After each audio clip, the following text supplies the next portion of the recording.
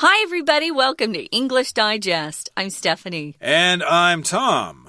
Oh, I think I'm one of these world's wonderful women. Yeah. You are? I'm just saying. Yeah, I think so. I guess I'm not. No. So I guess I probably shouldn't be talking today. But that's fine with me, you know. You can do the whole program yourself if you want. But no, I better be here. I'm getting paid I can talk for to this. myself. That's okay. It'd be all right. But, of course, in today's program, we're talking about how we celebrate the world's wonderful women, and it's March 8th today. So, of course, as you know, that's International Women's Day. Cool. And we're going to be talking about that today in today's program. We sure are, and some history behind it. We have some of these days set aside for celebration because of some people who thought it might be a good idea and worked with governments in different countries to get something passed. So we're going to talk about what it's about, who started it, and maybe some history behind it. But first, as we always do, guys, we're going to read through our lesson.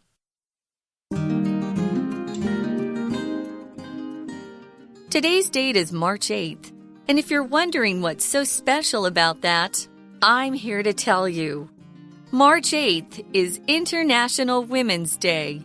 This global celebration was first observed in 1911, and over the years, it's become a day to acknowledge and honor women's contributions to society, politics, economics, and more.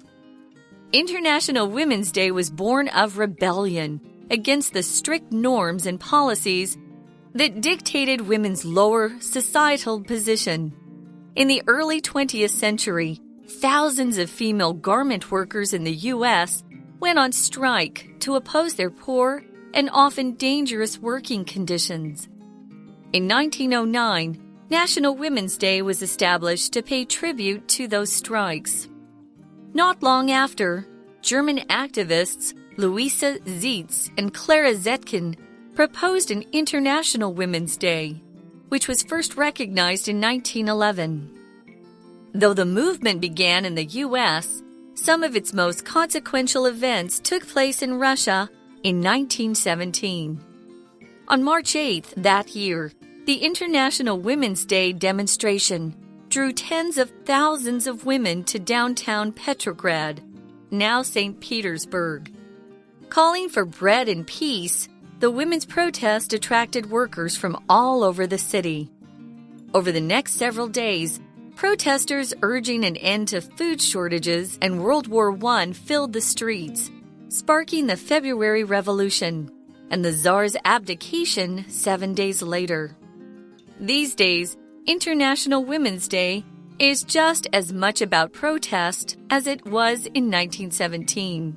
In fact, thanks to #MeToo, some of the largest demonstrations ever took place in 2017 and 2018, with women and men everywhere demanding gender equality and an end to sexual and domestic violence and better reproductive health care. This March, why not join the masses and show support for the wonderful women in your life? Okay, everybody, let's get to it. Let's discuss the content of today's lesson. The title is Celebrating the World's Wonderful Women. And that's an interesting title here because we got words that start with W. World's Wonderful Women. That's what Women's Day is all about. We celebrate them, their contributions, all that kind of stuff. Remember, everybody, we all had mothers. So, indeed, we need to celebrate this day together. And today's date is March 8th. Check your calendar. That's the truth. It's the 8th of March. And if you're wondering what's so special about that, I'm here to tell you. I should remind everybody that this article was written by a woman. So if it were a man who wrote this article, well, first of all, a man probably wouldn't write this article to begin with because they probably think March 8th is just like any other day. But our author here is a woman, so she's here to tell you that, hey, this is a special day for women. I don't agree with you, Tom. There are guys out there now who call themselves feminists because, you know, they're trying to support the women. Yeah, so there are guys out there that actually would know about it and would go. I know there were men, at least in the protest in America, that showed up for the Women's March. So we've got men and women out there both saying the same thing. We want to make things fair. So we've got the date, March 8th. And it's pretty special, I guess, because it's been turned into International Women's Day. This global celebration was first observed back in 1911, and over the years, it's become a day to acknowledge and honor women's contributions to society, politics, economics, and more. As most of our listeners are aware, back in history, women couldn't vote, couldn't go to school, couldn't do a lot of things, couldn't work outside the house. And so you were really dependent on marriage. If you couldn't get married to a good guy, your life was pretty awful. In any case, this celebration was first observed in 1911. And of course, we're supposed to acknowledge and recognize women's contributions to society. Contribution, of course, is the noun form of the verb to contribute, which means you add something to something. You play your part. You play a role. And you're part of the common good of society. So yes, indeed, we do need to recognize and acknowledge that women are making contributions to society, to politics, to economics, and all sorts of things, even to pop music in the form of Taylor Swift, for example. You listen to Taylor Swift, huh? No, but I've heard of her. But I understand she sings a lot of songs about broken romance. But in any case, let's move on now to the next paragraph here. It says, International Women's Day was born of rebellion against the strict norms and policies that dictated women's lower societal position. So, yes, indeed, it was born of rebellion, which basically means it came from being rebellious, or it was rebellious basically because women were kind of fed up at the time because of the strict norms. Norm here as a noun just means things that are expected of, right? Standards, things that are expected of you, the way women were expected to behave, and they kind of thought, hey, we don't want that. That's very restrictive. We don't like it, so we're going to rebel against those norms, and we're going to make some changes in society. Societal here just is an adjective to refer to things that have to do with society, societal change. For example, we're all looking for some kind of societal change as an example here. Well, women were considered to be lower citizens long ago, and in the early 20th century or the 1900s, thousands of female garment workers in the U.S., they went on strike to oppose their poor and often dangerous working conditions. I think what really helped change things is women working in a factory. They were sewing, and their boss had locked all the doors so they couldn't get out and go outside for a break. A fire broke out, and a lot of those women were burned to death because they couldn't get out of the building fast enough. That's when things really started to change, especially in this garment industry where the hours were long, and it was just really women and children who worked in those factories. A garment just refers to a piece of clothing. It's kind of a more formal word that you'll hear dress designers or clothes designers use. They'll say, oh, I designed this garment to match his personality. Or, I have a lot of beautiful garments on sale. And it is countable. But most normal people, like Tom and I are just normal folks, we don't tend to use the word garment. We use clothes. So just know that. But you will see it if you're in the fashion industry and the clothes industry. They use garment a lot. Yeah, you wouldn't say clothing workers. No, if you're talking about the industry, you're going to use the word garment. Garment workers. So this happened in the United States, and they were working in poor and dangerous working conditions. So they said, hey, we've had enough of this. We can't take this anymore. So we're going to go on strike, which means they don't go to work and they stand outside with signs and stuff like that. And they were trying to improve their working conditions. So I guess that's what got the ball rolling for this holiday to come about, International Women's Day, which we'll continue talking about in just a couple of seconds. But right now we're going to take a break and listen to our Chinese teacher. Hello everyone, my name is Tina. 我们来看一下今天第一个空格的句子写着 This blank one celebration was first observed in 1911. And over the years, it's become a day to acknowledge and honor women's contributions to society, politics, economics, and more. 在这里提到呢，第一个呢被看到的这样子的节庆，最早也就是国际妇女节，是在西元1911年实行的。其实这一题要答对，你必须要注意到前面一句提到3月8号是 International Women's Day， 既然是一个国际的妇女节，所以它的庆祝应该是怎么样的呢？我们来看一下第一题的选项 A global 全球的， B abstract 抽象的， C fatal 致命的， D compact 紧密结实的。既然叫做国际妇女节，所以它的庆典庆祝呢就是全球性的节庆，所以搭配文意，第一题的标准答案就选择 A global。第二个空格的句子也很长，在这里写着 International Women's Day was born of rebellion against the strict norms and policies blank to women's lower societal position。为什么会有国际妇女节的来临呢？正是因为它对于怎么样，然后呢是一种 rebellion， 是一种反叛反抗，他反抗什么呢？也就是这种女性较低的社会地位的严格准则跟政策，而这些东西呢是用来怎么样呢？第二题在这里要考同学们句型的概念，这样子的政策，这样子的 norms 准则呢，则是呢决定了女性在社会当中比较低的地位。所以我们第二个可以开始括号，括到句尾，用来修饰前面的这个名词。所以我们就选择关系代名词 that 再加上过去式的动词 dictated， 有决定的意思，表示这样子的准则，这样子的政策呢，造就了女性在社会上比较低的地位。所以考同学们句型概念的想法，第二题的标准答案就选择 D 选项。接着来看到第三个空格的句子 In the early 20th century, thousands of female garment workers in the U.S. went on strike to blank 3 their poor and often dangerous working conditions. 在这里提到呢，在20世纪初的时候，美国有数千名的 garment workers， 也就是这些成衣女工，他们罢工怎么样？好，那么他们罢工的目的就是要对他们这种很不好而且常常危险的工作状况来怎么样呢？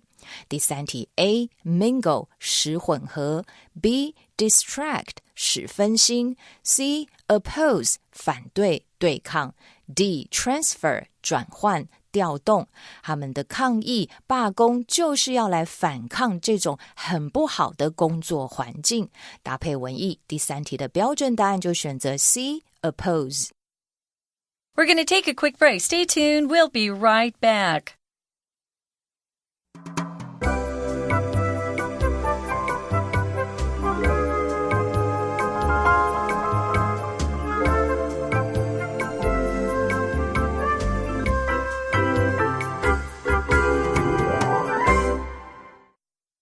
Welcome back, guys. We're talking about celebrating International Women's Day, which is March 8th.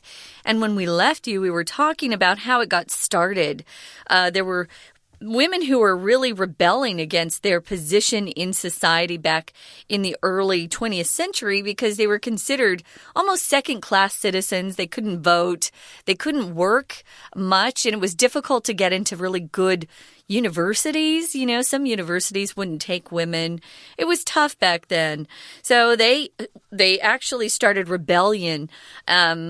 started a rebellion against some of the strict norms and policies. And in the early 20th century, there were thousands of these female garment workers who were in factories sewing clothes. And they went on strike together to oppose their poor and dangerous working conditions. I talked about the fire.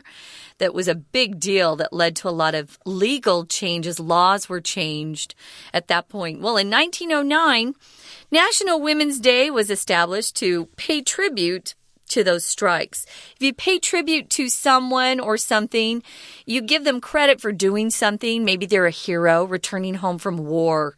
And if you want to pay tribute to them, you might have a parade and talk about their wonderful heroic acts, things like that.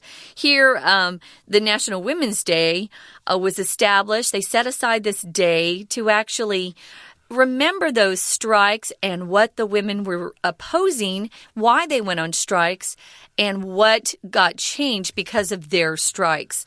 Sometimes strikes are tough because people, can't work. But sometimes the laws end up getting changed because of it. Or sometimes people get an increased salary because they go on strike. Sometimes it doesn't help them. It just depends. Yeah, it depends on the situation. I think when the air traffic controllers went on strike in the 80s, they just simply lost all their jobs. It was illegal for federal workers to do that. So true. Reagan said, sorry, you guys are out of a job, and they hired new people. Yeah, there's some industries can't go on strike, like hospitals, the police, we just can't have those people on strikes. Yeah, it depends on the situation, but these women went on strike, so they established National Women's Day to pay tribute to those strikes, to recognize the strikes and the improvements they brought for women. And not long after, German activists Louisa Zietz and Clara Zetkin proposed an International Women's Day, which was first recognized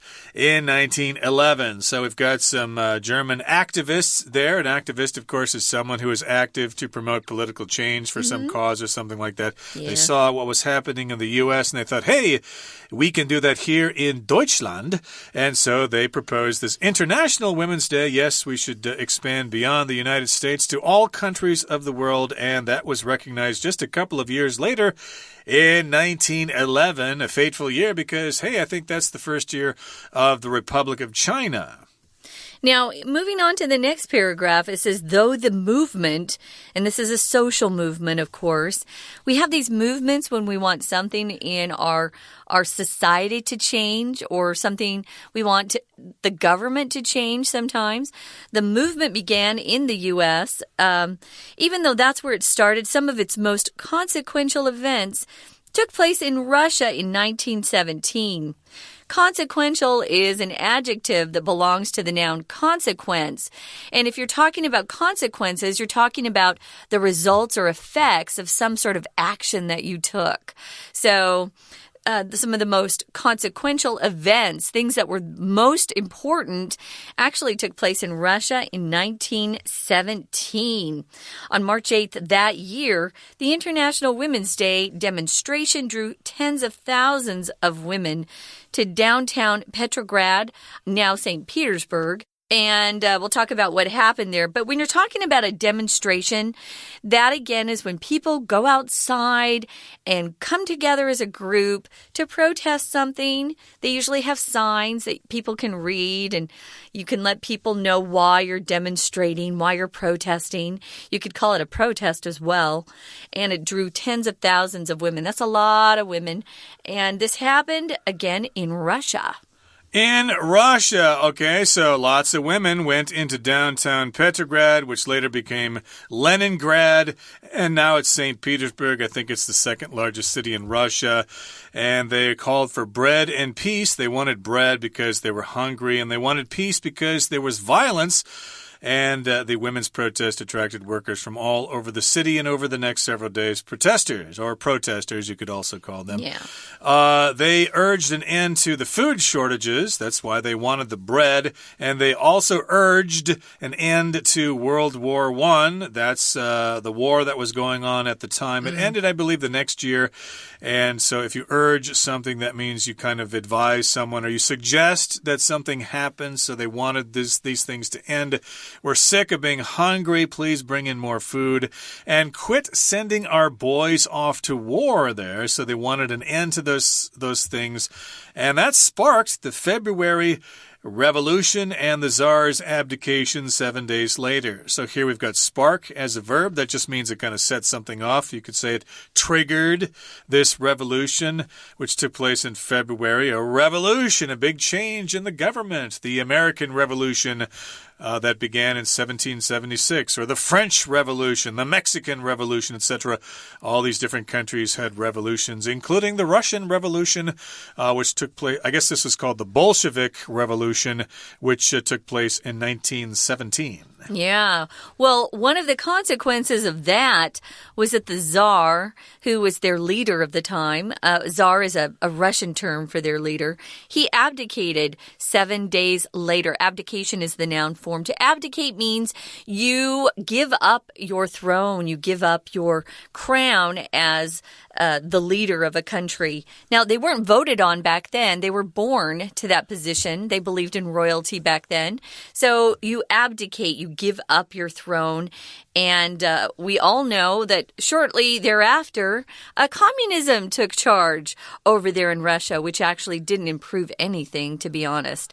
So, yeah, that's what sparked the revolution, was these women who were actually just wanting more food. And they wanted to end World War I, that was responsible for millions of people dying. Indeed. So these days, International Women's Day is just as much about protest as it was in 1917. So yes, indeed, this still goes on and people still protest. In fact, thanks to, let's see if I can say this correctly, hashtag #MeToo. Right. Okay, I don't really do this stuff with a hashtag there.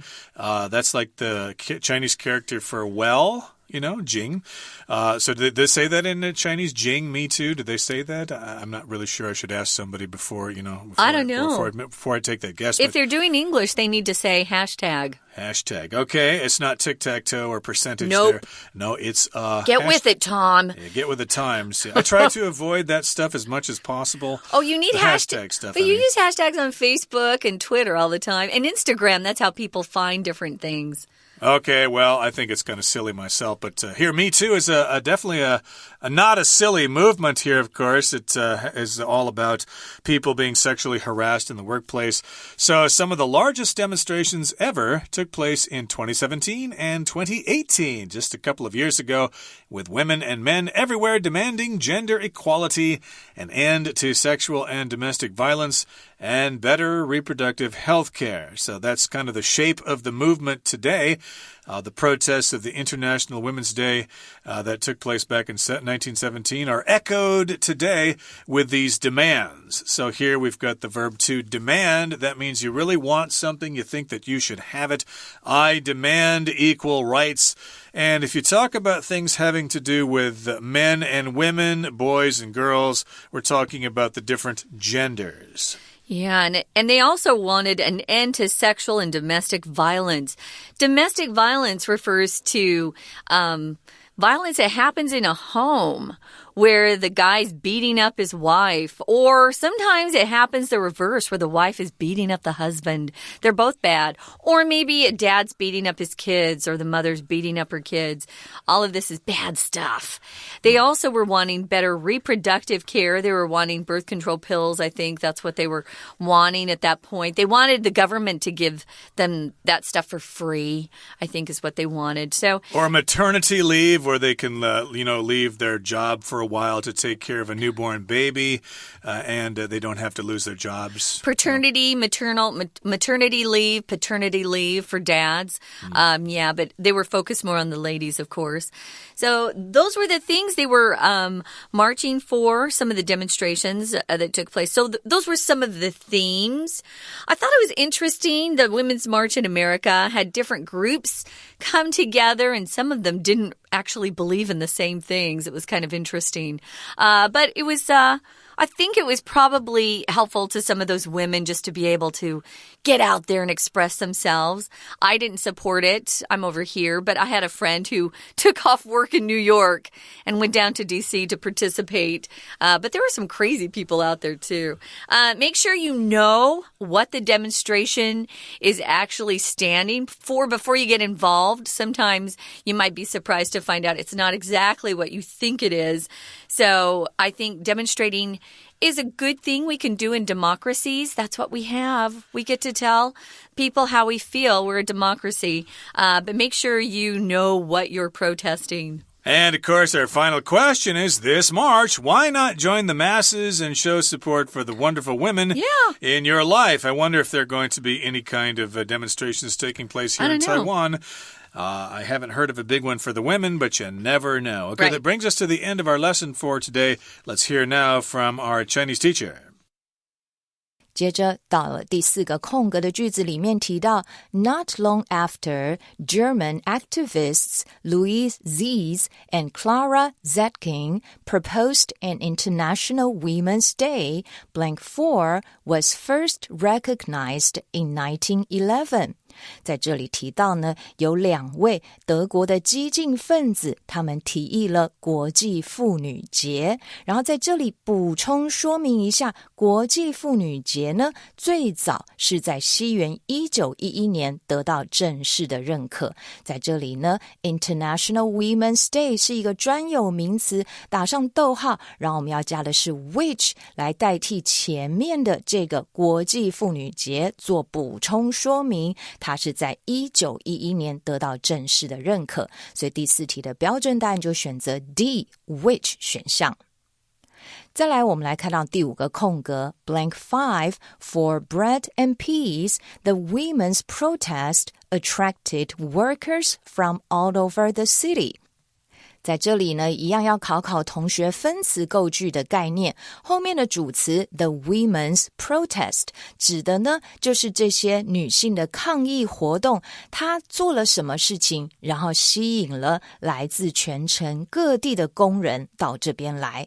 那他们最主要是呼吁，要求要有面包跟和平。在这里呢，这样子的抗议活动，它的呼吁是用主动的方式，所以分词构句呢，可以用来表达前因后果。因为有这样的呼吁，所以他们的抗议活动也就吸引了很多人来主动，所以我们就选择标准答案 C calling。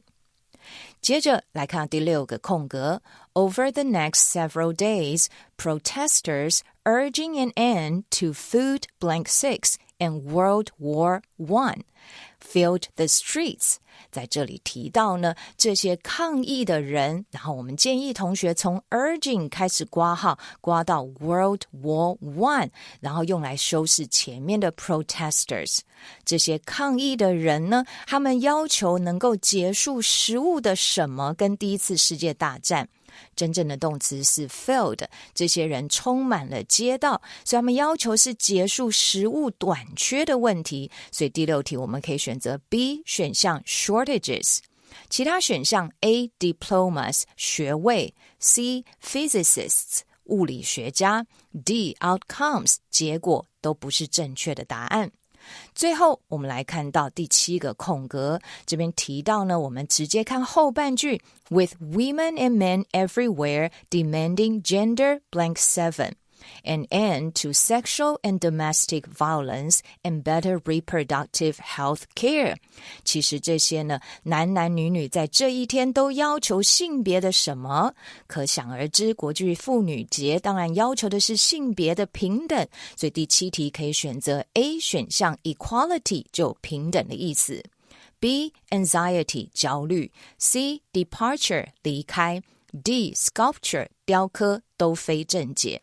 OK， 以上就是今天的课文讲解，谢谢收听。That's it for today, everybody. Thank you so much for joining us, and please join us again next time for another edition of our very fine program. From all of us here at English Digest, I'm Tom. I'm Stephanie. Bye. Goodbye.